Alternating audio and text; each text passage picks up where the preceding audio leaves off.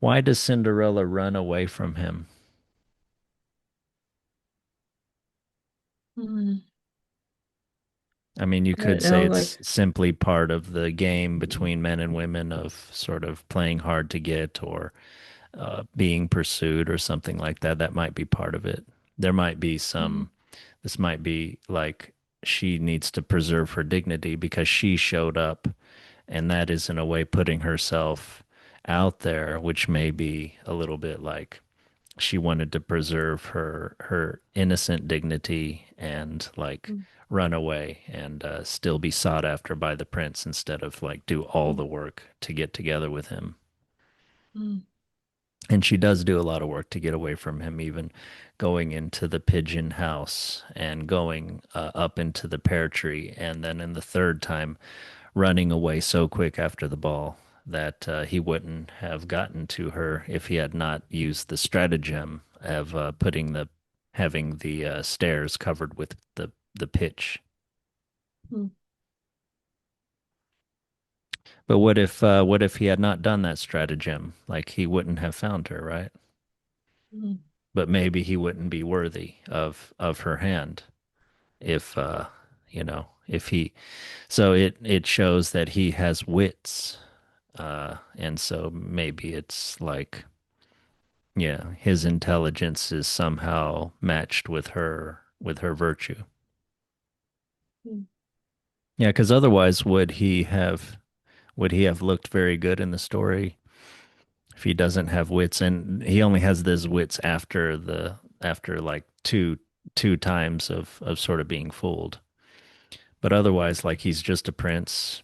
He's sought after. But I mean,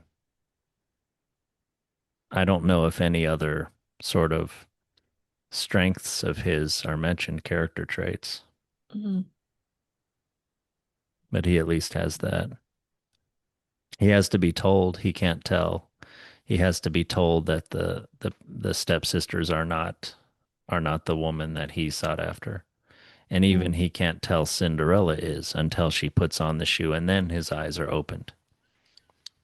But then again, I think that's more a key to the story.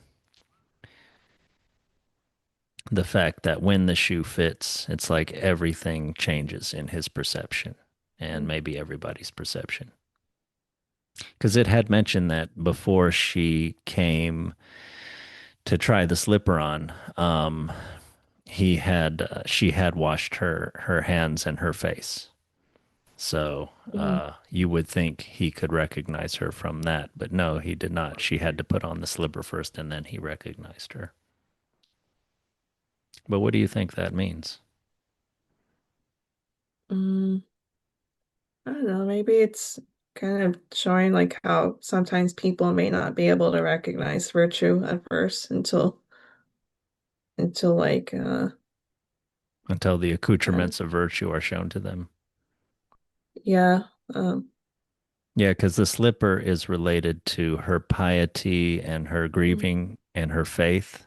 mm, And also, it's just sort of a sign of the sort of her grace from sort of heaven, right? The mm, grace given to her, mm, not necessarily earned. mm. Yeah, so maybe it's just kind of showing more his development in a way. Uh, He's been fooled twice, but mhm, you know, now he's sort of. One thing I wanted to point out about, I was trying to suss out maybe the character traits of the prince. Haven't figured out that much, but one thing that distinguishes Cinderella from the daughters also is her work. Like she works. She's working in the kitchen. She's covered in the ashes, and also she has to work after she asked her stepmother to go to the ball. Now it's kind of pointless work, but she does like work, although the pigeons and the turtle doves and all the like birds of the sky like do the work for her. But that's something that distinguishes her from the stepdaughters, I think, who do mhm, no work, who only sort of, if we think of this as like mate competition, the way that they try to win a mate is by putting their competition down, by increasing their adornment, but not necessarily their character or anything like that. Mm-hmm.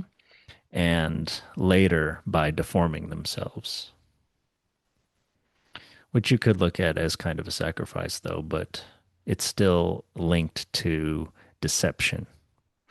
And later on, they also tried to wheedle themselves into the good graces of their former stepsister, their stepsister, now the sort of princess or Mm-hmm. queen.